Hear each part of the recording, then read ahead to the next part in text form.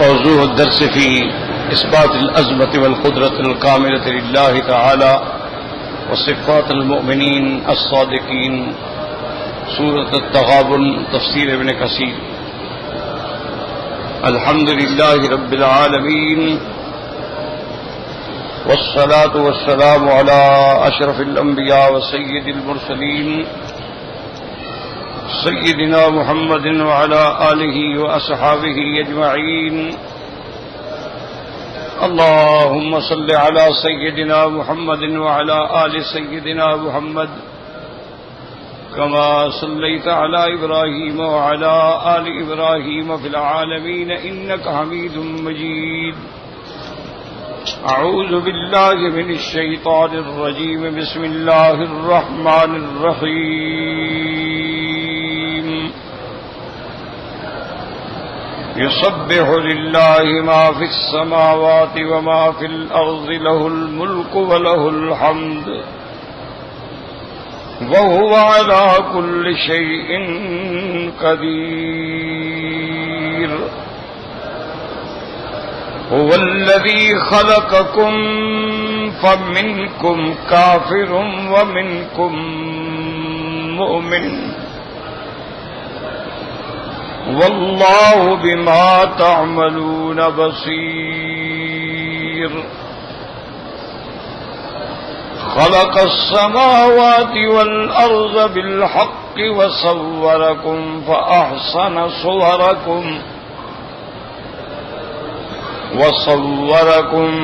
فأحسن صوركم وإليه المصير.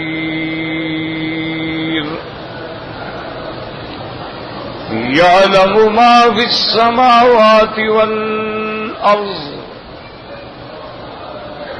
ويعلم ما تسرون وما تعلنون والله عليم بذات الصدور.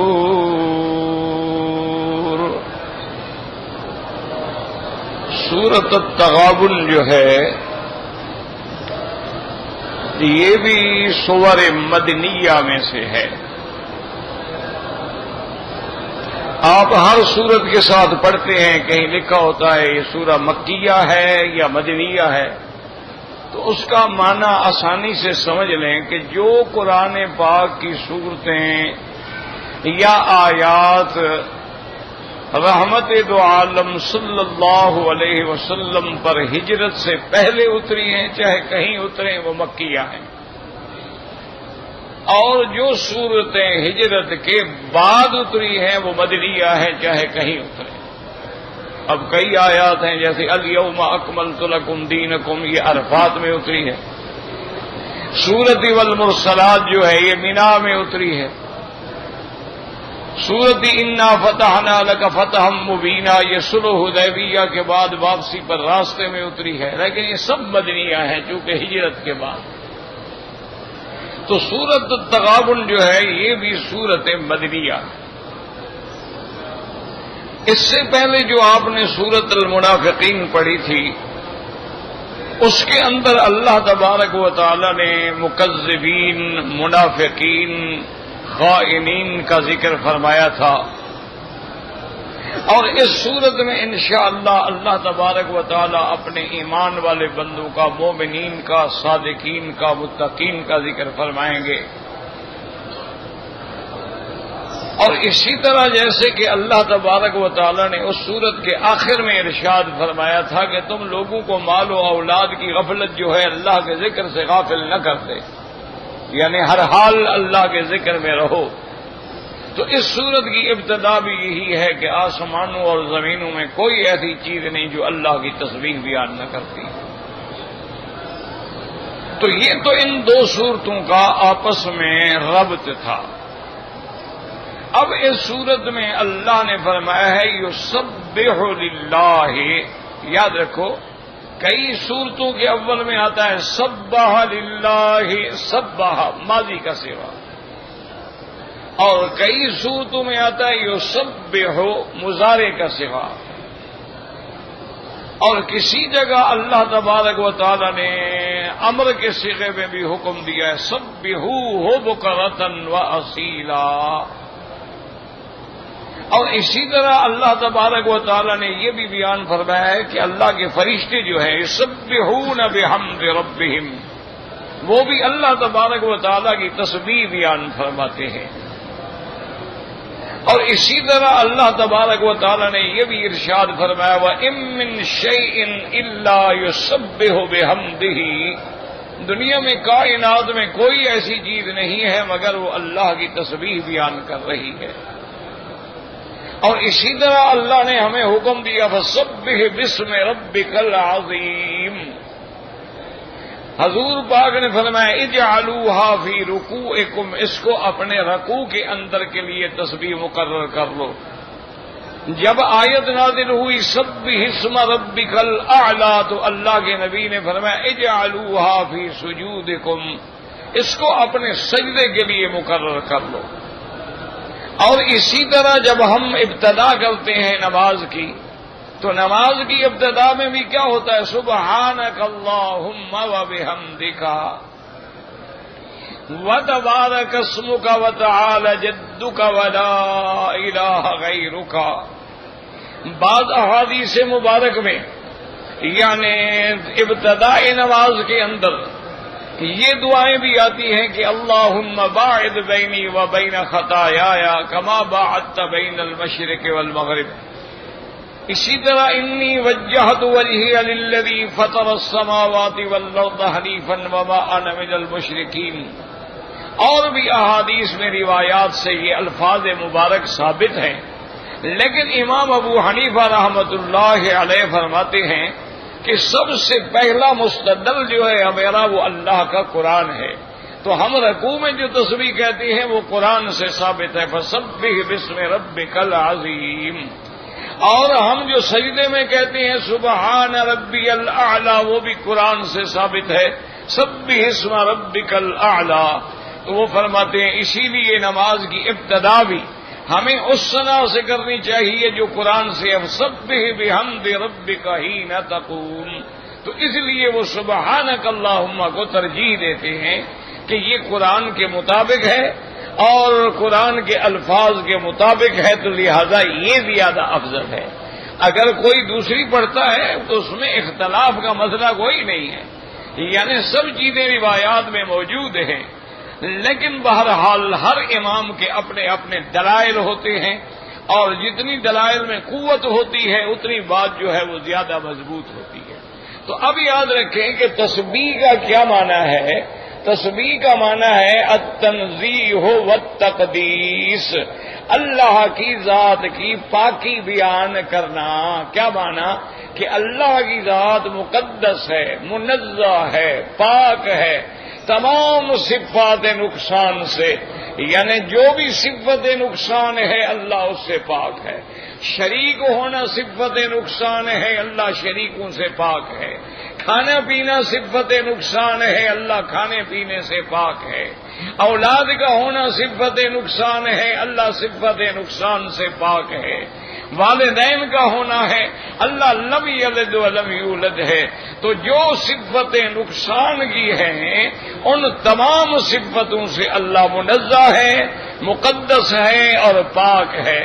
اس کو علماء اپنی مفسرین کرام نے یہ بیان فرمایا ہے کہ اس کی گویا یوں تعریف کر لیں کہ وہ ذات ایسی ہے متصف بصفات الکمال والجمال والجلال، جو کمال جمال جلال کی صفتوں سے متصف ہے، اور منزہ عن سائر صفات العجز والنقص والاختلال، جو ساری صفات عجز اور نقصان سے پاک ہے.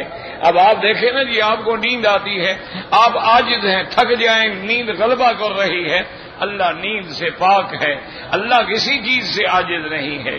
ہم اولاد کی دعائیں کرتے ہیں کیونکہ اللہ ہمارے لیے وہ سہارا بنا دے کہ بڑھاپے میں ہمارے کام آئیں، ہماری مدد کریں، ہمارے دست و بازو بنے. اللہ کو کسی کی مدد کی ضرورت نہیں ہے، لہذا وہ اولاد سے بھی پاک ہے. تو اگر والدین ہوں تو ہمارا فرض ہے ہم ان کے آگے نیاز مندی کریں، ان کے آگے ہم خدمت کریں. تو اللہ کسی کے آگے نیاز کرنے سے بھی پاک ہے. تو اس لیے ہر وہ صفت جو صفت نقصان ہے اللہ اس سے پاک ہے. اس لیے فرمایا یسبح للہ ما فی السماوات وما فی الارض. اللہ کی تسبیح بیان کرتی ہیں. اللہ کے لیے تسبیح کہتے ہیں جو چیزیں آسمانوں میں ہیں اور زمینوں میں ہیں. کیا معنی؟ فرشتے ہیں تو تسبیح کہتے ہیں. صحیح حدیث مبارک میں ہے میرے آقا رحمت دو عالم صلی اللہ علیہ وسلم آپ صحابہ میں بیٹھے ہیں. فرفع راسہ الی السماء. حضور پاک نے اپنا سر مبارک اٹھا کے آسمانوں کی طرف دیکھا اور آپ نے فرمایا اتت السماء وحق لها انت اتہا. آپ نے فرمایا آسمان سے چرچراہٹ کی آواز آ رہی ہے اور ساتھ فرمایا کہ آنی بھی چاہیے. آنی بھی چاہیے. کیوں؟ ما من موضع قدر شبر الا وملک قائم او ساجد یسبح ویقدس للہ تعالی. حضور نے فرمایا آسمان میں ایک بالش کے برابر بھی جگہ نہیں ہے مگر کوئی نہ کوئی اللہ کا فرشتہ کھڑا ہے جو تسبیح کہہ رہا ہے. کوئی رکوع میں ہے اور ان کی تسبیح کیا ہے؟ سبوح قدوس ربنا ورب الملائکۃ والروح. اسی لیے جب اللہ پاک نے آپ فرشتوں کو حکم دیا تھا کہ اگر تم چاہتے ہو کہ نظام خلافت تمہیں ملے انبئونی باسماء ہؤلاء، ان چیزوں کے نام بتلاؤ. تو فرشتوں نے کیا کہا؟ قالوا سبحانک لا علم لنا الا ما علمتنا. انہوں نے کہا پاک ہے تیری ذات مولا، ہم نہیں جانتے، ہم تو اتنی جانتے ہیں جو آپ نے ہمیں علم دیا ہے، اور جن چیزوں کا ہمیں علم نہیں دیا ہے ہم اس کو بیان نہیں کر سکتے ہیں. اور اسی طرح قرآن مقدس میں ہے کہ جب قیامت کا دن ہوگا دعا کریں اللہ ہم سب کے لیے آسان فرما دیں. اللہ قیامت والے دن میرا مولا اپنے اولیاء میں ہمیں شامل فرما لے، اپنے ابرار و اخیار میں ہمیں شامل فرما لے، ہمیں ان لوگوں میں شامل کر دلا یحزنہم الفزع الاکبر وتتلقاہم الملائکہ، جن کو کوئی غم نہیں ہوگا، جن کو کوئی ڈر نہیں ہوگا، اور جن کو فرشتے سلام کر رہے ہوں گے. اللہ کے آگے کوئی مشکل نہیں ہے. وما ذلک علی اللہ بعزیز. تو یاد رکھیں کہ قیامت کا جب دن ہوگا میدان محشر ہوگا اور حشر کا روز ہوگا. اللہ سارے انبیاء اور رسولوں کو حکم دیں گے اکٹھے ہو جاؤ. سارے انبیاء سارے رسول ایک مقام پہ کھڑے ہوں گے. قرآن نے بیان کیا یوم یجمع اللہ الرسل فیقول ماذا اجبتم قالوا لا علم لنا انک انت علام الغیوب. اللہ فرمائیں گے، وہ کہیں گے یا اللہ ہمیں علم نہیں ہے، آپ جانتے ہیں. تو اس لیے ہمیں تو تسبیح کا معنی کیا ہے؟ تسبیح تقدیس تنزیہ. اچھا اب ہر چیز پاکی بولتی ہے، ہر چیز تسبیح کرتی ہے، کیا معنی؟ بعض علماء فرماتے ہیں کہ تسبیح دو قسم ہوتی ہے، یاد رکھو. ایک تسبیح حال ہوتی ہے اور ایک تسبیح مقال ہوتی ہے. ایک تسبیح یہ ہے کہ ہر چیز کا وجود جو ہے وہ اپنے بنانے والے پہ دلالت کر رہا ہے. جب ہم آسمانوں کو دیکھتے ہیں تو سمجھ آتی ہے کوئی بنانے والا ہے. جب ہم زمین کو دیکھتے ہیں تو سمجھ آتی ہے کوئی بنانے والا ہے. جب ہم رات دن کے نظام کو دیکھتے ہیں تو سمجھ آتی ہے کوئی بنانے والا ہے. جب ہم حج دیکھتے ہیں، عمرہ دیکھتے ہیں، رمضان دیکھتے ہیں، سمجھ آتا ہے کہ سبحان والمفرق، پاک ہے تیری ذات، کیسے کیسے تو نے اپنے بندوں کو جمع کر لیا اور پھر کیسے کیسے ان سب کو واپس کر دیتا ہے. یہ سارا اللہ تعالیٰ کے ہاتھ میں ہے اور اس کا نظام ہے. تو اس لیے علماء کہتے ہیں تسبیح کہنے کا معنی یہ ہے کہ ہر چیز کا وجود جو ہے وہ اپنے اللہ پہ دلالت کر رہا ہے کہ میرا کوئی بنانے والا ہے، اس کی یہی تسبیح. جیسے کہ امام راضی نے لکھا ہے مفسر بھی تھے اور اصل میں وہ معقولات کے امام تھے، یعنی دلائل عقلیہ سے زیادہ کام لیتے تھے۔ وہ ایک دن کھڑے تھے سڑک کے کنارے، خیال آ گیا ایک آدمی اونٹ کی مہار کندھے پہ ڈالے ہوئے اپنے اونٹ ہانک کے جا رہا ہے، اشارہ کیا، وہ ٹھہر گیا۔ آپ نے فرمایا کہ بھائی یہ بتاؤ تم مسلمان ہو؟ سے کہا جی الحمدللہ میں مسلمان ہوں۔ اس نے کہا اچھا یہ بتاؤ کہ تم مانتے ہو کہ ہمارا خدا ہے؟ کیونکہ دیکھا تو کسی نے نہیں ہے نہ کوئی دیکھ سکتا ہے۔ اس نے کہا عجیب آدمی، کمال کی بات ہے، بالکل خدا ہے۔ اب وہ تو معقولات کے امام تھے نا، تو انہوں نے کہا اچھا بھائی بات سنو بابا، ٹھیک ہے تم مسلمان بھی ہو، تم یہ بھی مانتے ہو کہ ہمارا خدا ہے، تو خدا کے ہونے پر کوئی دلیل دو۔ کیا دلیل ہے تمہارے پاس کہ خدا ہے؟ تم نے دیکھا ہے؟ تم نے خدا سے باتیں کی ہیں، کلام کیا ہے؟ امام راضی فرماتے ہیں انہیں بڑی غصے والی نظروں سے میری طرف دیکھا اور دیکھ کے کہنے لگا مولوی صاحب آپ کا دماغ ٹھیک ہے؟ اس کو کیا پتا کہ کون میرے سامنے کھڑا ہے، تو اتنا بڑا امام ہے، مفسر قرآن ہے۔ اور نے کہا مولوی صاحب آپ کا دماغ ٹھیک ہے؟ میں نے کہا کیا بات؟ نے کہا البعوۃ تدل علی البعیر۔ اور نے کہا دیکھو یہ مینگنی پڑی ہے، اس کو دیکھ کے ہم سمجھتے ہیں کہ یہ اونٹ کی مینگنی ہے،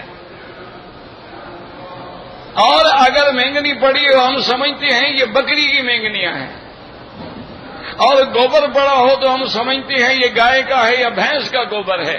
تو اس نے کہا البعوۃ تدل علی البعیر، یہ مینگنی اونٹ پر دلالت کر رہی ہے، یہ ساری کائنات خدا پر دلالت نہیں کر رہی ہے، اس کے بھی بنانے والا کوئی ہے؟ انہوں نے کہا عجیب آدمی ہو، تمہیں پتہ ہی نہیں ہے۔ انہوں نے کہا جب ایک چھوٹی سی چیز ہے، ایک گٹھلی کا دانہ کھجور پہ دلالت کر رہا ہے، تو اتنا بڑا نظام عالم جو چل رہا ہے بغیر خدا کے چل رہا ہے۔ تو امام صاحب کہتے ہیں میں نے اللہ کا شکر کیا، میں نے کہا مولا جب تو ہدایت دیتا ہے تو ان جاہلوں کا بھی عقیدہ اتنا ٹھیک ہو جاتا ہے کہ مولوی بھی مقابلہ نہیں کر سکتا، پتھر کی لکیر ہوتی ہے نا۔ امام سے کہیں نا حضرت بلال نے کس مدرسے میں پڑھا تھا؟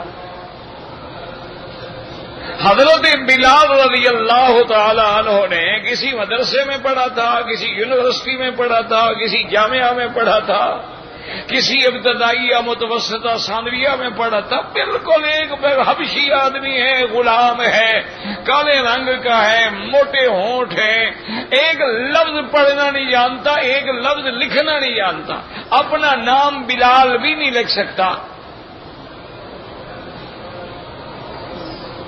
لیکن اللہ نے جب عقیدہ توحید عطا فرما دیا ہے تو اب جناب امیہ ابن خلف نے اور مشرکین مکہ نے اپنی پوری ظلم کی طاقت آزما لی ہے، اس کو کوڑے مارے گئے، گلے میں کپڑا ڈال کے گھسیٹا گیا، اس کو تپتے ہوئے پتھروں پہ لٹایا گیا، کھجور کے اتنے بڑے بڑے کانٹے لا کے چبھوئے گئے، اور ان کو کہا گیا بلال بس اللہ کا نام چھوڑ دو، اور وہ ہر حال میں کہتا تھا احد احد احد۔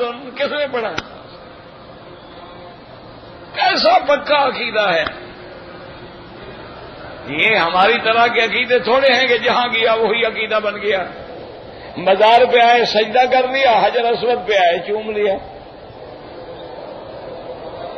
وہاں بھی چوم لیا، یہاں بھی چوم لیا، یہاں بھی پھیرے ڈال لیے، قبروں پر بھی پھیرے ڈال لیے، یہاں اللہ سے مانگ لیا، وہاں داتا سے مانگ لیا۔ یہ ہمارے عقیدے ہیں۔ یہ بلال ہے رضی اللہ عنہ۔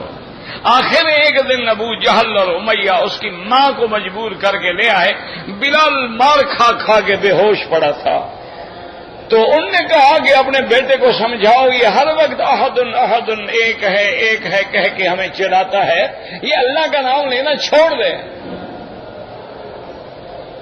تو بلال تو بے ہوش پڑا تھا بیچارہ، ظلم و ستم سہ کے، جب آنکھ کھلی تھوڑا ہوش آیا، دیکھا کہ ماں بیٹھی ہے، تو ماں نے کہا آہستہ سے بلال اترو کے اسم احد، تم اللہ کا نام لینا چھوڑ دو، یہ ظالم تمہیں نہیں چھوڑیں گے، تمہیں مار ڈالیں گے۔ اور دیکھو میں بھی مسلمان ہو گئی ہوں، لیکن جان بچانے کے لیے چپ کر جاؤ، چھوڑ دو، اور ظاہری طور پہ کہہ دو ٹھیک ہے میں نے چھوڑ دیا، اپنی جان تو بچاؤ نا۔ تو حضرت بلال کے ہونٹوں پہ مسکراہٹ آ گئی، کہنے لگا اماں آج مجھے پتہ لگا ہے کہ مکہ کا کفر بلال سے ہار گیا ہے۔ اور نے کہا کیسے ہار گیا؟ اس نے کہا اگر ہارنا چاہتے میری ماں کو منت کرتے، تمہارے پاس جو گئے ہیں سفارش لینے کے لیے تو خود تو ہار گئے نا۔ ان کو جا کے کہہ دو کہ بلال کہتا ہے کہ میرے وجود کے ٹکڑے ٹکڑے کرو، ہر ٹکڑے سے آواز آئے گی احد احد احد۔ یاد رکھو اللہ جب ہدایت دیتا ہے تو کایا پلٹ جاتی ہے۔ کتنے بڑے بڑے فاسق آتے ہیں، فاجر آتے ہیں، یقین کریں کتنی شوبز کی لڑکیاں آتی ہیں، کتنی فلمی اداکاریں آتی ہیں۔ اللہ نے جب ہدایت کے فیصلے کیے، کعبے پہ نظر ڈالی تو توبہ کر کے ولی اللہ بن گئے۔ کتنے کھلاڑی آتے ہیں، کتنے سٹا باز آتے ہیں، کتنے جواری آتے ہیں۔ اللہ نے اس مرکزی ہدایت میں جب فیصلہ کر لیا ہے، اس لیے علماء نے فرمایا وہ مجیب ہے۔ مجیب کیا معنی؟ سننے والا۔ وہ مجیب ہے کیا معنی؟ ہماری دعاؤں کا جواب دینے والا، ہماری آرزوؤں کے پورے کرنے والا۔ تو علماء نے اسی سے ایک نقطہ نکالا ہے، فرمایا وہ دعائیں سننے والا، اس کا معنی ہے کہ ہمیں دعا کرنے کی توفیق دے گا تو سنے گا نا۔ تو اگر ہمیں توفیق ہی نہ دے تو کیا سنے گا؟ اس کا معنی یہ ہے کہ جب ہم دعا کر رہے ہیں تو اشارہ ہو گیا میرے بندے یہ تو میں نے تمہیں توفیق دی ہے نا کہ مانگو، جب میں نے کہا ہے تو میں کیوں تمہیں خالی لوٹاؤں گا؟ میں نے تمہیں کہا ہے نا مانگو، تم یہ کیوں سمجھتے ہو کہ میں گناہگار ہوں؟ فرمایا کیا میں صرف مومنین کا خدا ہوں؟ کیا میں صرف مخلصین کا خدا ہوں؟ میں تو رب العالمین ہوں۔ میں تو جانوروں پہ بھی رحم کرتا ہوں، میں تو کتوں پہ بھی رحم کرتا ہوں، میں تو خنزیروں کو بھی روٹی دیتا ہوں، میں تو حشرات اور کیڑے مکوڑوں کا بھی رب ہوں۔ جب تم میرے بندے ہو اور میں نے تمہیں کہا ہے میرا گھر بن گیا ہے آ جاؤ، تو میں نے جب بلایا ہے، جب میں نے دعوت دی ہے، اور دعوت دینے والا بھی میراثی نہیں تھا، دعوت کارڈ پہنچانے والا چپراسی نہیں تھا، کارڈ دینے والا کوئی عام نوکر نہیں تھا، خدا کا حکم تھا، اور دعوت حج دینے والا خلیل اللہ تھا۔ سیدنا ابراہیم الخلیل نے دعوت دی تھی، اور ساتھ یہ بھی کہا تھا اللہ آپ تو فرماتے ہیں میرے بندوں کو دعوت دے دو، میری آواز تو یہ حرم کے باہر بھی نہیں جائے گی، کوئی انٹرنیٹ تو نہیں ہے، کوئی سیٹلائٹ تو نہیں لگا ہوا ہے، اور کوئی مائکروفون بھی نہیں ہے۔ اللہ نے فرمایا خلیل جب میرا حکم ہے، تیرا کام میرے حکم کی تعمیل ہے، آواز پہنچانا تو میرا کام ہے، تم اذان دو اذن فی الناس بالحج، پکارو، اور تیری آواز صرف وہ نہیں جو زمین میں چل پھر رہے ہیں، جو بچے ماں کے پیٹ میں کھڑے ہیں ان کو بھی پہنچا دوں گا۔ تو ہم کس کے بلاوے پہ آئے ہیں؟ تو کریم یا سخی کسی کو بلا کے دھکا دیتا ہے؟ کبھی ایسا ہوا ہے کہ آپ کو کسی شریف آدمی نے اپنے گھر بلایا اور کہا نکل جاؤ؟ کہے پاگل ہو گئے، مجھے بلایا ہے تو نکل جاؤ، کیا مطلب؟ تو وہ جب کریم ہے تو مجیب بھی ہے، وہ بہانہ آپ کو کہتا بس مانگنا مانگنا تیرا کام ہے۔ اچھا اور مانگنے کی توفیق دینے والا کون ہے؟ وہ بھی اللہ ہے۔ تو اس لیے علماء نے فرمایا کہ ہر چیز جو ہے وہ تسبیح کہہ رہی، اور بعض علماء فرماتے ہیں کہ نہیں، ہر چیز جو ہے وہ کالی ہے، کیا ماننا؟ اپنی زبان سے اپنے طریقے سے تسبیح کہتی ہے، ہم نہیں سمجھ سکتے ہیں لیکن وہ تسبیح پڑھتے ہیں۔ پتھر بھی تسبیح کہتے ہیں، پہاڑ بھی تسبیح کہتے ہیں، اور ان پہ دلیل یہ ہے کہ صحیح بخاری شریف میں حدیث مبارک ہے کہ آمنہ کے لال رحمت دو عالم صلی اللہ علیہ وسلم نے فرمایا انی لأعرف الآن حجرا بمکہ تھا، آپ نے فرمایا مکے میں ایک پتھر ہے جس کو میں جانتا ہوں، پہچانتا ہوں، یسلم علی قبل ان بعثت، ابھی مجھے نبوت بھی نہیں ملی تھی، میں جب اس کے پاس سے گزرتا تھا تو مجھ پہ سلام کہتا تھا۔ اس کا معنی ہے کہ پتھر بھی سلام پڑھتا ہے تو سلام سنتے تھے، حضور تو فرمایا نا کہ پتھر سلام پڑھتا تھا۔ اور اگر پتھر میں عقل نہ ہو، شعور نہ ہو، اللہ نے سمجھ نہ دی ہو، تو میرے آقا یہ کہتے کہ یہ وہ پہاڑ ہے جس سے ہم محبت کرتے ہیں۔ نانا حضور نے فرمایا ہل ہل کسوا، آپ اونٹنی کو پاؤں سے ہلاتے کہ چلو چلو تیز چلو، ھذا جبل یحبنا ونحبہ، آپ نے فرمایا میری اونٹنی تیز چلو، یہ پہاڑ ہے مدینے کا احد، ھذا جبل، اور یاد رکھو مقدم ہے یحبنا، وہ ہم سے محبت کرتا ہے، یہ نہیں فرمایا کہ ہم محبت کرتے ہیں۔ یہ تو ہوتا ہے نا، ہمیں کوئی پہاڑ اچھا لگتا ہے، بعض لوگوں کو کیٹو اچھا لگتا ہے، بعض لوگوں کو ہمالیہ اچھا لگتا ہے، بعض لوگوں کو کوئی سرسبز پہاڑ اچھے لگتے ہیں۔ حضور نے فرمایا نا وہ ہم سے محبت کرتا ہے، یحبنا ونحبہ، اور ہم بھی اس سے۔ تو معلوم ہوا کہ جبل احد جو محبت کرتا ہے تو اس کی محبت کا اظہار سرکار دو عالم صلی اللہ علیہ وسلم پہ ہوا ہے۔ تو اس لیے علماء نے فرمایا کہ صرف مدینے پاک سے نہیں، مدینے کے پہاڑوں سے، مدینے کے درختوں سے، مدینے کے ذرے ذرے سے محبت کرو، کہ حضور پاک کو جس سے محبت ہو، اگر اس سے محبت نہ ہو تو پھر آدمی ایمان پہ بھی قائم نہیں رہتا۔ اس لیے علماء فرماتے ہیں پہاڑ بھی تسبیح کہتے ہیں، اور قرآن کہتے ہیں اللہ پاک فرماتے ہیں میں نے حکم دیا تھا حضرت داؤد علیہ السلام کے لیے، اللہ نے حکم دیا النا لہ الحدید، حتیٰ کہ آپ کے ہاتھ میں لوہے کو نرم کر دیا، اور ہم نے حکم دیا پہاڑوں کو یہ سبحنا معہ، کہ جب میرا داؤد میری تسبیح پڑھے تو تم بھی ساتھ پڑھو۔ تو پہاڑ بھی تسبیح پڑھتے تھے۔ تو اس کا معنی یہ ہے کہ ہر چیز اللہ کی تسبیح کہتی ہے۔ اب یہ الگ بات ہے کہ ہم نہیں سمجھتے۔ اب دیکھیں نا ہد بات کرتا ہے، سلیمان علیہ السلام سمجھتے ہیں، ہم نہیں سمجھتے۔ اسی طرح چیونٹی بات کرتی ہے، سلیمان علیہ السلام سمجھتے ہیں، ہم نہیں سمجھتے، لیکن معنی یہ ہے کہ وہ بات تو کر رہی ہے نا۔ وَإِن مِّن شَيْءٍ إِلَّا يُسَبِّحُ بِحَمْدِهِ وَلَٰكِن لَّا تَفْقَهُونَ تَسْبِيحَهُمْ، اسی کو کسی نے کہا ہے ہر مرغ و باغ تیری تسبیح ہی پڑھ رہے ہیں، اور ہر غنچہ کے دہن سے سنتا ہوں نام تیرا۔ یاد رکھو یہ ہمارا عقل ہے، کوئی کسی چیز کو صرف ٹھک ٹھک سمجھتا ہے اور کوئی اس کو اللہ اللہ کی آواز سمجھتا ہے، یہ تو سمجھنے والے کا علم ہے۔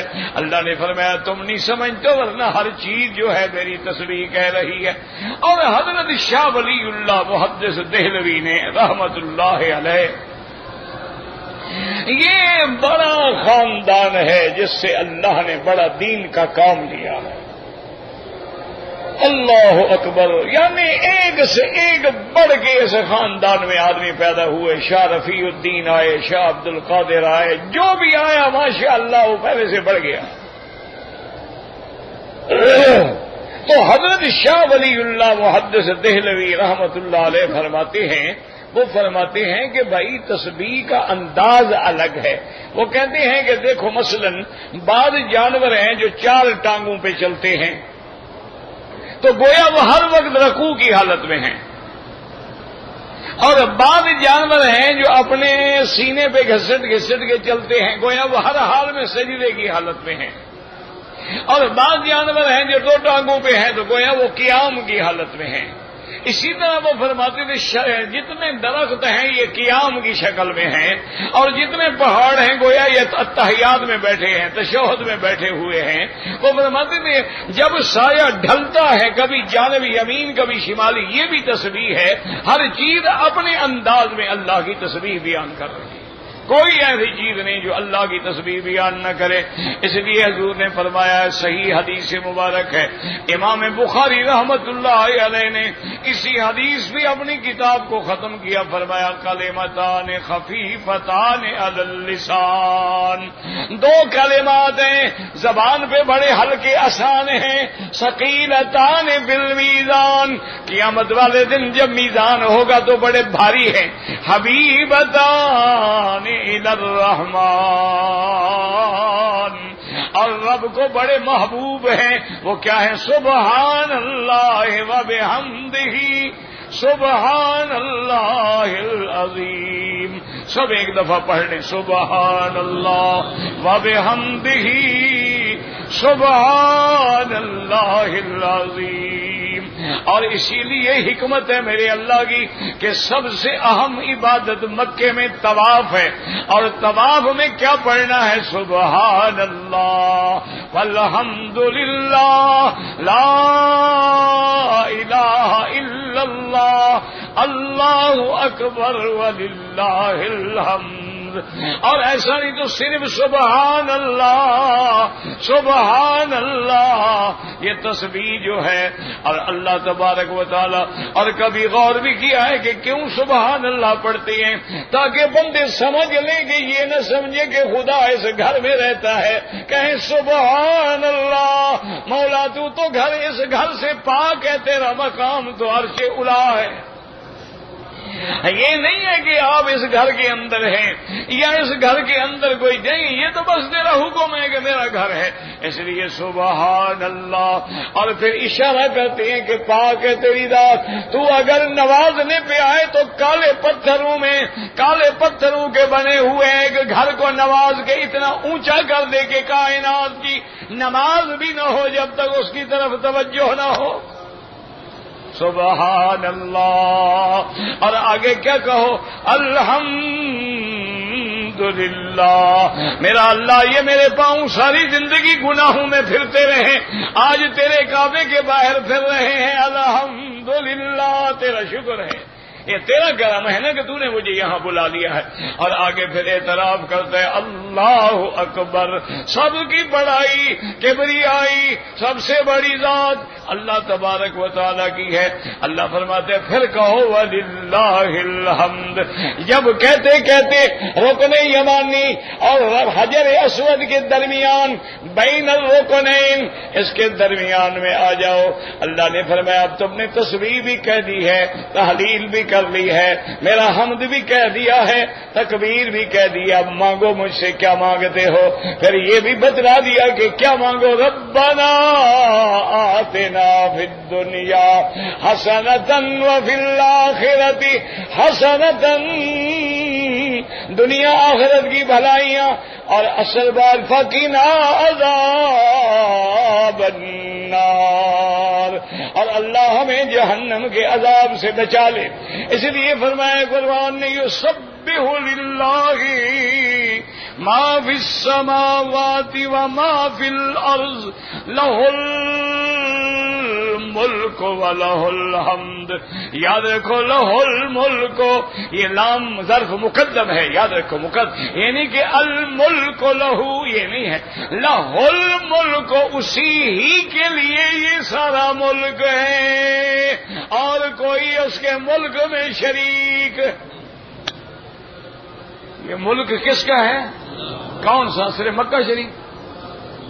ہاں جی نہیں، ملک سے کیا مراد ہے؟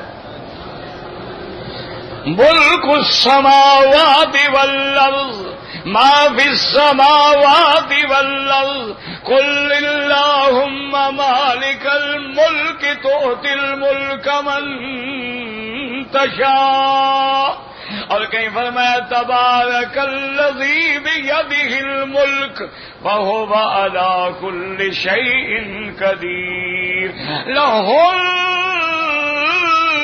الملک، اسی ہی کے لیے ہے ملک۔ کس کے ہاتھ میں ہے؟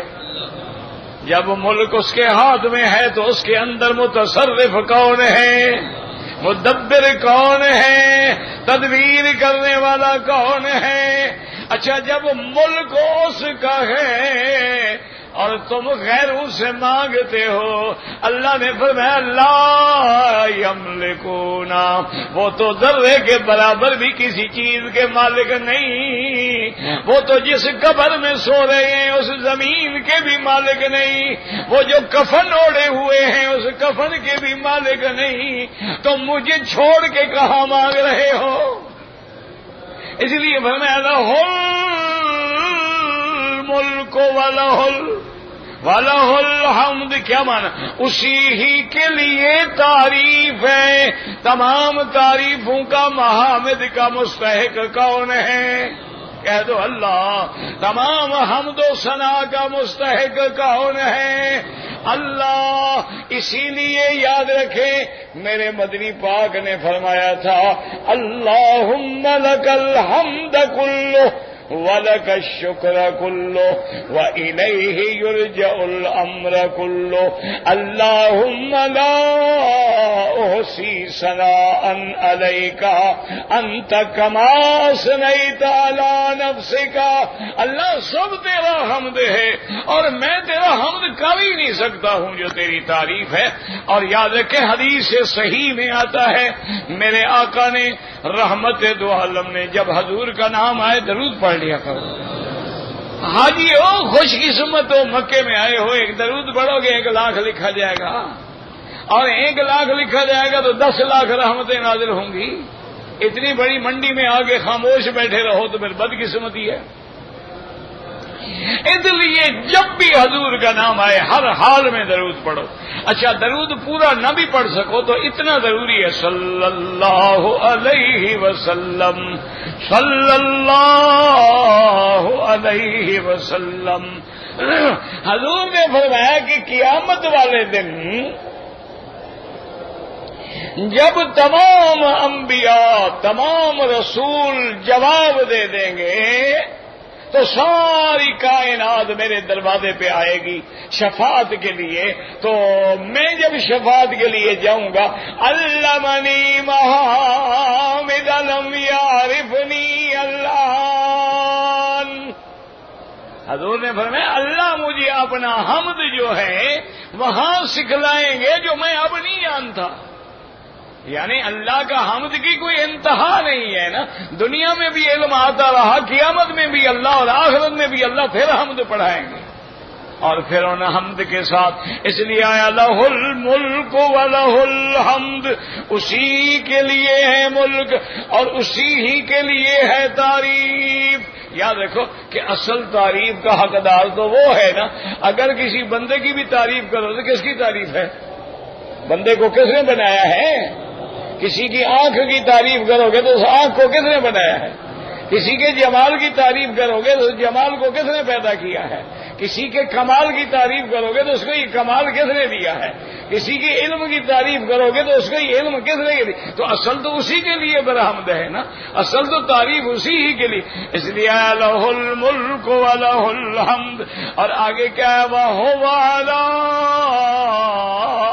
كُلِّ شَيْءٍ قدیر۔ اور آگے یہ بھی بتا دیا کہ یہ نہیں کہ صرف ملک تو ہے اور کر کچھ نہیں سکتا، جیسے کسی کے پاس تلوار ہو لیکن چلا نہیں سکتا، پیسہ ہے لیکن خرچ نہیں کر سکتا، عقل ہے لیکن استعمال نہیں کر سکتا۔ میں نہ جیسے ملک میرا ہے، سب تعریف میرے لیے ہے، وہی ذات جو ہے وہ ہر چیز پہ قادر ہے۔ اذا اراد شیئا، جب کسی چیز کا ارادہ کرے، ان یقول له کن فیکون، حکم دیتے ہیں ہو جا بس ہو گیا۔ تو ملک بھی اسی کا ہے اور تعریف بھی اسی کی ہے، اور ہر چیز پہ قدرت رکھنے والا کون ہے؟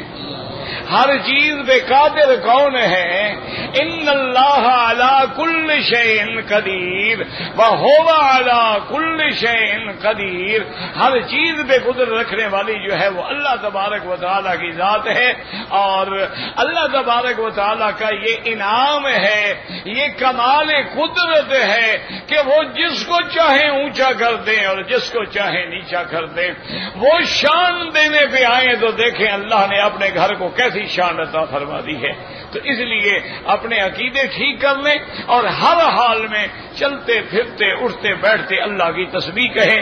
آپ لوگوں کے سوالات بہت بچے ہوئے ہیں تو انشاءاللہ کوشش تو ہم کرتے ہیں کہ پورے ہو جائیں, لیکن اللہ کے ہاتھ میں ہے.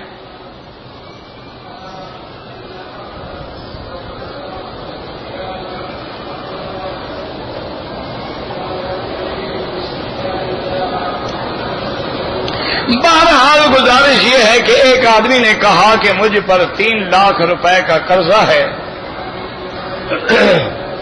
میں نے اس کو 3 لاکھ روپے دے دیے کہ تم قرضہ ادا کرو. اس نے قرضہ ادا کر دیا. پھر مجھے پتہ چلا کہ اس کے پاس تو 12-13 تولے سونا ہے, فلان ہے, یہ ہے. اسی لیے حکم ہے نا کہ ساری زکات ایک کو نہ دے دو, کہ اس کو صاحب نصاب بنا دیا تم نے تو 3 لاکھ روپے دے کے. اب وہ تو خود زکات دینے کے قابل ہو گیا, قرضہ تھا یا نہیں تھا. بہرحال اگر وہ غلط تھا تو آپ کی زکات ادا نہیں ہو.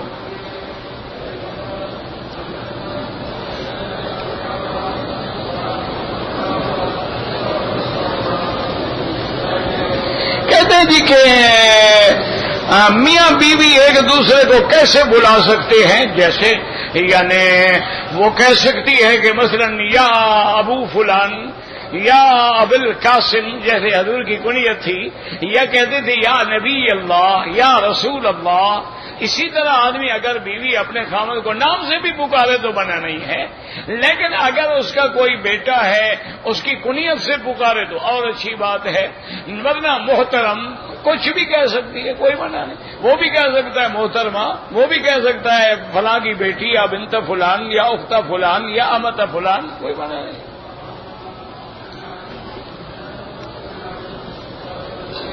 اب میں نے احرام کی حالت میں خوشبو والے صابن سے ہاتھ دھو ڈالے, 2-4 ریال خیرات کر دو. چونکہ تم نے اسی وقت دھو ڈالا نا, لگا تو نہیں رہا.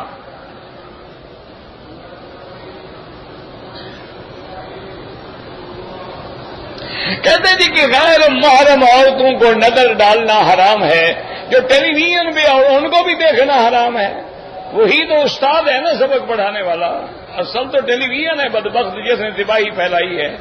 اصل تو یہی ڈش ہے اور انٹرنیٹ ہے. دشمن نے کہا تم لاکھ تمہارے مولوی تقریر کریں, کتنے لوگوں کو سنائیں گے؟ زیادہ سے زیادہ ایک دن میں 10 لاکھ آدمی کو علماء بات پہنچا دیں گے. میں تو ایسا شیطان گھر میں رکھوں گا کہ کروڑوں آدمی ایک وقت میں ننگے ناچ دیکھتے رہیں. ہر گھر میں شیطان ننگا ناچ رہا ہے.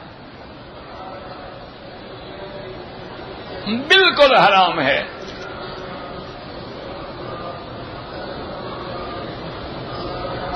کہتے جی کہ بعض علماء یہ فرماتے ہیں کہ اگر رکوع میں آدمی چلا جائے لیکن فاتحہ نہ پڑھے تو اس کی رکعت نہیں ہوتی. یہ ان کا اپنا فتویٰ ہے. حدیث یہ ہے کہ من ادرک الرکوع فقط ادرک الرکعہ, جس کو رکوع مل گیا اس کو رکعت مل گئی. اس میں کہاں لکھا ہے کہ فاتحہ پڑھ کے ملا یا فاتحہ کے بغیر ملا؟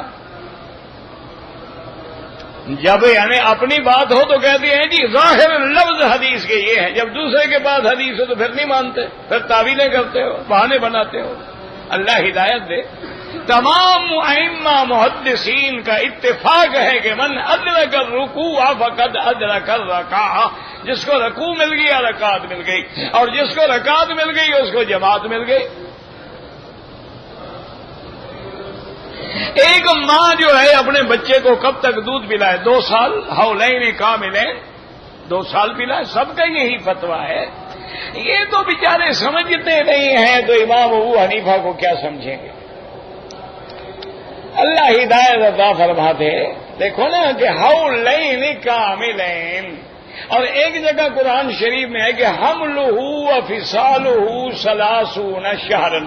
اگر حمل اور فصال ہم دونوں کو ملا دیں درمیان میں تو وہاں آ گئی ہے.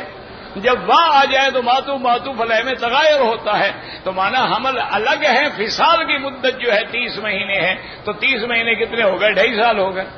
تو اس لیے امام ابو حنیفہ رحمۃ اللہ علیہ کا قول یہ ہے کہ چونکہ ایک آیت مبارک میں یہ احتمال ہے، احتیاط اسی میں ہے کہ 2.5 سال تک وہ بچے کی رضاعت کا، یعنی اگر 2 سال کے بعد بھی دودھ بھی آئے تو کہو اس کی ماں ہے، ورنہ ان کا فتویٰ بھی یہی ہے کہ مدت رضاعت حولین کاملین ہے، لمن اراد ان یتم الرضاعہ۔ اچھا پھر دیکھو نا 30 مہینے کیسے پورے کرو گے؟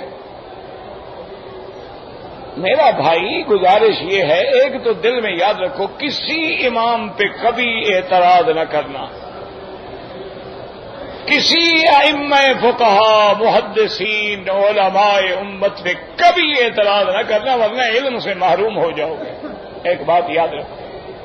اچھا اب 30 مہینے اگر ہم رکھیں، مثلا حمل ہے 9 مہینے، تو باقی کتنے بچے؟ 30 سے 9 نکالو، باقی کتنے بچ گئے؟ ہاں جی 21 مہینے بن گئے نا، تو 2 سال تو 24 مہینے بنتے ہیں۔ اچھا اگر کسی عورت کا حمل 10 مہینے ہو گیا تو پھر تو 20 مہینے بچے۔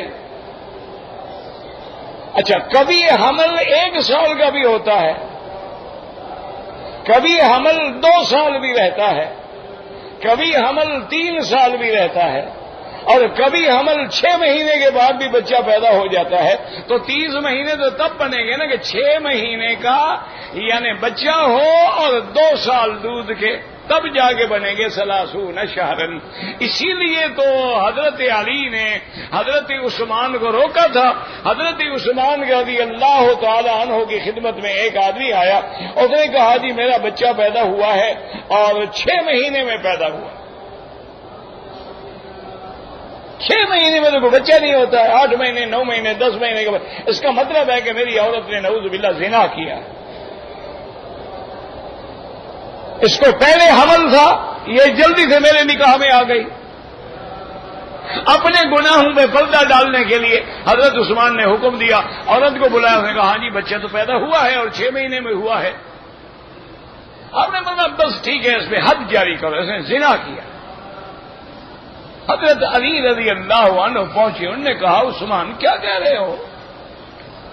انہوں نے کہا بھی وہ بچہ لے کے کھڑی ہے، 6 مہینے کے بعد بچہ کیسے ہوگا؟ انہوں نے قرآن نہیں کہتا حملہ ہوا فصال ہو 30 شہرن، 6 مہینے کا بچہ ہو سکتا ہے، تبھی تو 2 سال آزاد بنے گی نا۔ یہ بچہ اسی کا ہے، کیسے تم حد کی سزا دے رہے ہو؟ تو حضرت عثمان نے فوراً اپنا فیصلہ واپس لے لیا۔ تو اس لیے سمجھا کرو، امام ابو حنیفہ بھی یہی فرماتے ہیں کہ مدت رضا حولین کاملین ہے۔ وہ ایک مسئلہ بتا رہے ہیں کہ اگر بفرض محال کسی بچے نے 2 سال کے بعد کسی عورت کا دودھ پیا ہے، وہ فرماتے ہیں احتیاط اسی میں ہے کہ 2.5 سال تک دیکھو، تاکہ اس پر رضا کا حکم جاری ہو جائے گا، کہ ایک آیت سے یہی اشارہ ہمیں ملتا ہے، ورنہ فتویٰ اسی پہ ہے کہ 2 سال۔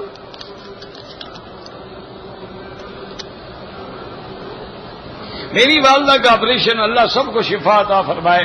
ہمارے بھی ایک دوست ہے حاجی مقبول صاحب ڈمرا میں انگلینڈ میں فوت ہو گئے، اللہ مغفرت فرمائے۔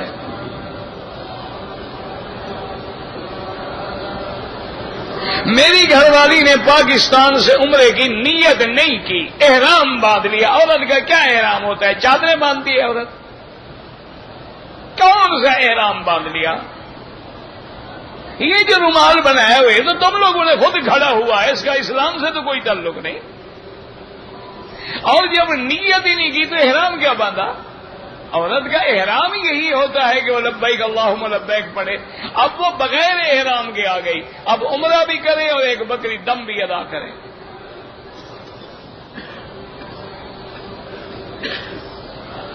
ایک عورت نے حالت عمرے میں حیض سے پہلے احرام کھول، بابا یہ چادر رومال کھولنے سے کوئی احرام نہیں کھلتا، خدا کا خوف کرو۔ اگر مرد کی چادر گندے سے گر جائے تو عمرہ گر گیا، عمرہ اسی چادر میں بندھا ہوا تھا، عقل کرو۔ کھول دیا، جب پاک ہوگی غسل کرے گی، کپڑے نہیں بدلے گی، سارے کپڑے اتار کے غسل نہیں کرے گی، کیا ہو گیا؟ کچھ بھی نہیں ہوتا۔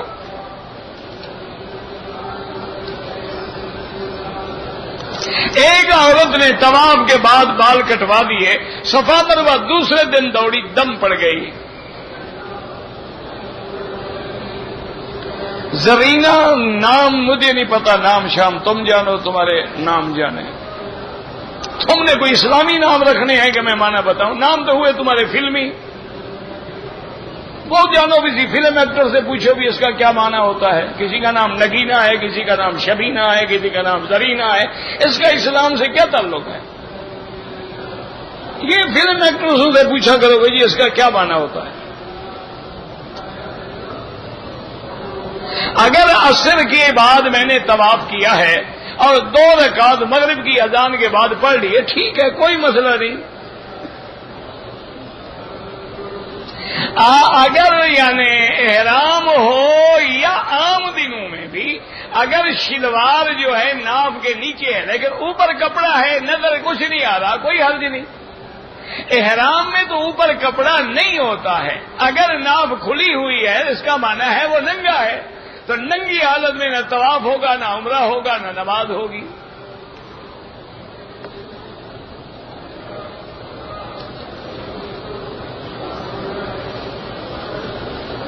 طواف زیارت جو ہے آپ 10 کو، 11 کو، 12 کو کر سکتے ہیں۔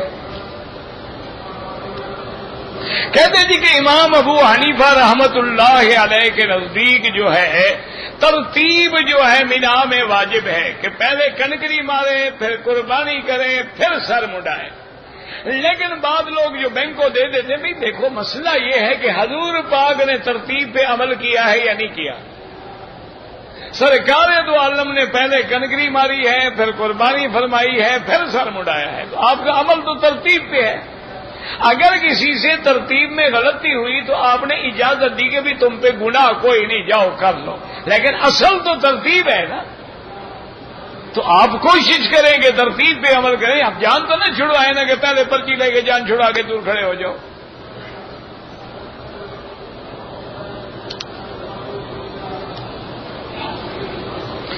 طواف کے اندر عورتیں جو ہیں ایک تو اس وقت طواف کریں جیسے رش کا وقت نہ ہو، جیسے دن میں آپ 8:30 بجے، 8 بجے، 9 بجے، 10 بجے، 11 بجے تک طواف کریں، رش نہیں ہوتا، عورتیں آرام سے باہر چل سکتی ہیں۔ رات کو آپ 11-12 بجے رات کے بعد طواف کریں تو پھر بھی آسمان زمین کا فرق ہوتا ہے۔ بہرحال عورتیں باہر چلیں، پورے پردے سے چلیں، نظر نیچے رکھیں، کوشش کریں کہ غیر محرم کو ہاتھ نہ لگے۔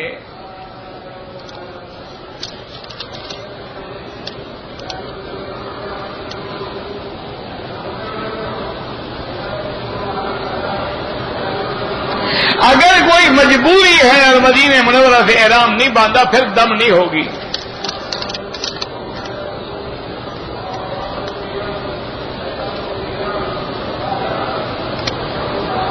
اگر ایک عورت نے حج پہ آئی ہے، اب اگر اس کو عرفات اور مزدلفہ کے آنے کے بعد حیض آ گیا ہے تو وہ طواف زیارت کے بغیر نہیں جا سکتی ہے، حج بھی نہیں ہوگا اور اپنے خامد پہ حلال بھی نہیں ہوگی، وہ انتظار کرے، اپنی سیٹ چھوڑ دے۔ اگر سیٹ بدلنے کا کوئی امکان نہیں ہے تو پہلے لیڈی ڈاکٹر سے مشورہ کر کے پہلے دوائی لینا شروع کر دے تاکہ ان دنوں میں حیض نہ آئے۔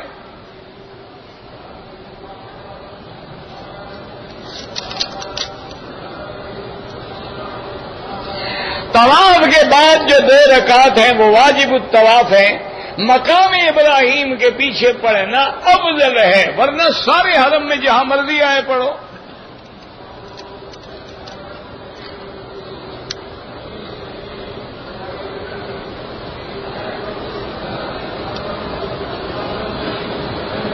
اگر ایک آدمی ہے، رشتہ دار اس کے آئے ہیں پاکستان سے، اس نے عمرہ کر لیا ہے، بعد میں وہ اپنی ماں اور بہن کے ساتھ یا بیوی کے ساتھ طواف کرے، کیوں نہ کرے؟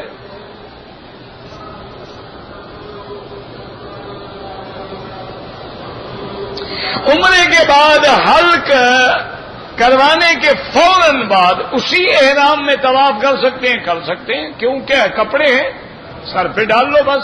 جب سر منڈا لیا احرام کی پابندی ختم ہو گئی، اب چادر کو سر پہ ڈال کے اچھی طرح نماز پڑھیں، طواف کریں، سب کچھ کریں۔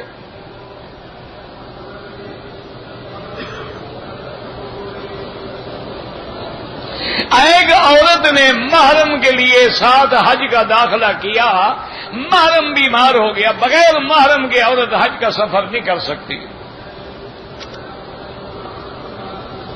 جو عورتیں حج پہ آنے سے گولیاں کھاتی ہیں حید روکنے کے لیے بالکل جائز ہے، لیکن لیڈی ڈاکٹر کی رائے سے مشورے سے کھائیں، ورنہ وہ گولیاں کبھی ایسا چکر ہوتا ہے کہ بندہ مہینہ ہی پاک نہیں ہوتا۔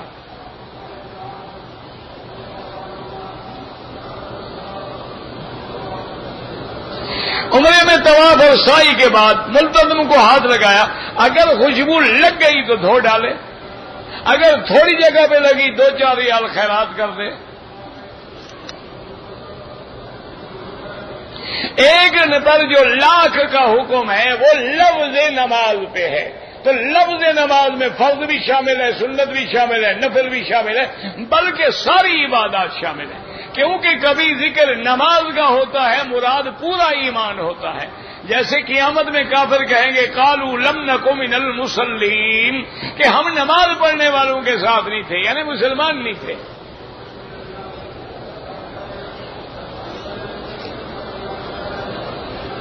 ایک آدمی نے عمرہ کر لیا، بال نہیں کٹوائے، لیکن پاؤں پہ رات کو سویا تو کپڑا آ گیا، کچھ بھی نہیں ہوتا، لیکن بال کٹوائے تاکہ احرام سے نکلے۔ کہتے جی کہ ہمیں ہدایت نہیں مل رہی، ہدایت ملی ہے تو کعبے میں آئے ہوئے ہو، خدا کا خوف کرو، ہدایت نہ ہوتی تو تم کسی محکدے میں پڑے ہوتے، مندر میں پڑے ہوتے۔ ہدایت ملی ہے تو نمازیں پڑھ رہے ہو، ہدایت ملی ہے تو طواف کر رہے ہو۔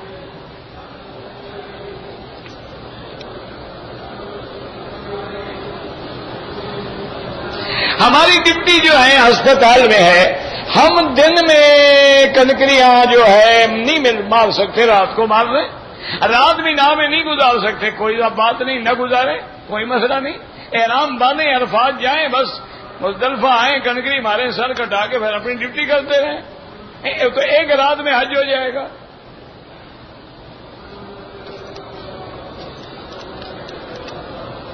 اگر آپ کام ڈپٹی سے آئے ہیں ریاض سے تو کوئی جرمانہ نہیں احرام نہ باندھنے پر۔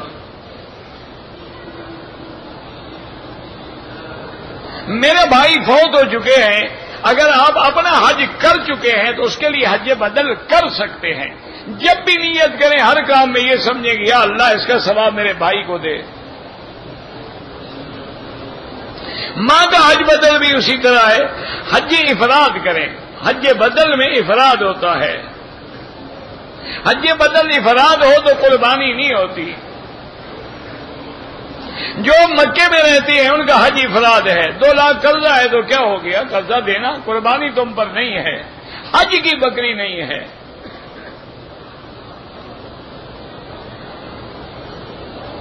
کہ میں اپنے مونچھوں کے بال جو ہیں دانتوں سے کاٹتا رہتا ہوں، اسی لیے اتنی بڑی مونچھیں رکھنا حرام ہے نا، اگر بڑی نہ ہوتی تو تمہیں کاٹنے کی تکلیف بھی نہ ہوتی نا، اسی لیے حکم ہے نا کہ مونچھیں کٹاؤ اور داڑھی بڑھاؤ۔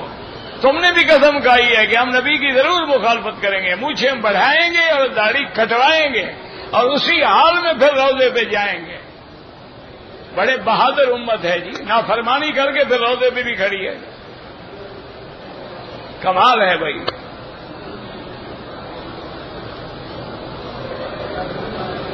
میرے بیٹے کا نام جو ہے نعلین حسین ہے، بالکل غلط ہے، نعلین مانا جوتے، یہ حسین کا جوتا ہے، بچہ ہے، ایسے نام رکھ لیتے ہیں۔ وہ جیسے ایک آدمی کا نام تھا کلب حسین اور ایک کا نام تھا کلب علی، حضرت علی کا کتا۔ تو ایک آدمی نے پوچھا، انہوں نے کہا حضرت یہ آپ نے کیا نام رکھا ہوا ہے کلب علی، حضرت علی کا کتا؟ بھائی اسی لیے رکھا ہے کہ گناہگار ہیں، اسی بہانے سے حضرت علی کے کتے بن کے جنت میں چلے جائیں گے۔ انہوں نے کہا جہاں وہاں تو اللہ کا کتا بھی نہیں جاتا، علی کے کتے کو کون آنے دے گا؟ یہ نام غلط ہے نعلین۔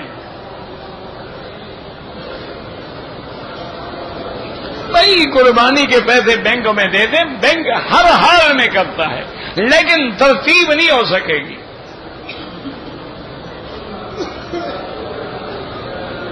میں الحمد پڑھتا ہوں، اخلاص پڑھتا ہوں، بخشتا ہوں، ٹھیک ہے، کوئی بات نہیں۔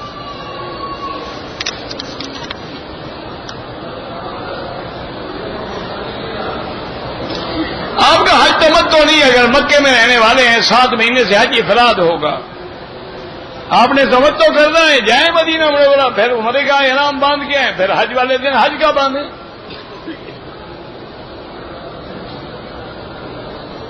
حدود حرم کے اندر سے حج کا احرام باندھیں گے مکے رہنے والے. اگر غسل کیا جاتا ہے احرام کے لیے وہ سنت ہے, اس میں صابن استعمال کریں, خوشبو استعمال کریں, وہ تو منع نہیں ہے. جب نیت کر لو تو اب خوشبو لگانا منع ہے.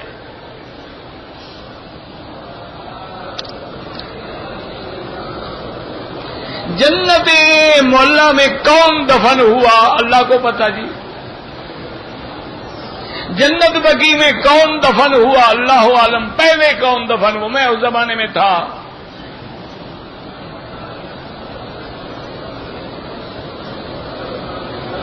جب اللہ اکبر کہتے ہیں تو ہاتھ کانوں کے برابر ہوں.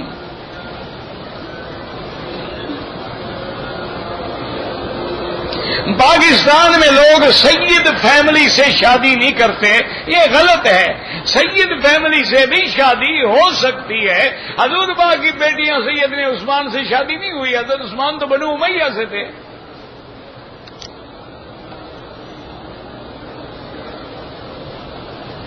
ایک آدمی جو بار بار نقصان پہنچاتا ہے, اللہ سے دعا کریں اللہ آپ کو اس کے شر سے محفوظ رکھے.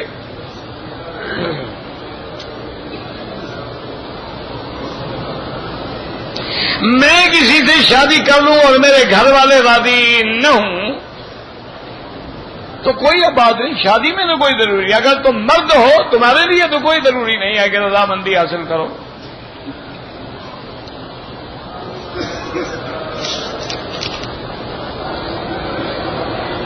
اگر ایک آدمی میاں بیوی ملے ہیں اور ابھی غسل نہیں کیا, کوئی چیز کھا پی نہیں, کوئی حرج نہیں, لیکن بہتر یہ ہوتا ہے غسل کریں ورنہ کم از کم وضو کر کے کھائیں پیئیں.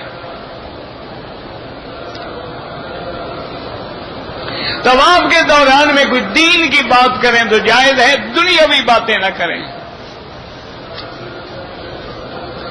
آب زمزم سے کوئی آدمی نہا لے جائز ہے.